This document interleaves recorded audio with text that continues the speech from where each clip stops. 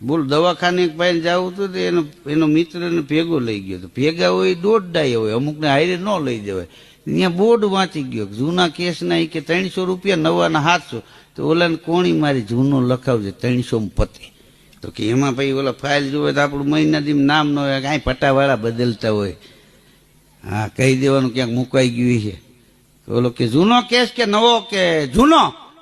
તો ફાઇલ જો આમાં કે 1 મહિનામાં તમારું નામ નથી, કે મુકાઈ ગયું હોય ક્યાંક. હું ખોટું બોલું? ડોક્ટરને કર ફોન.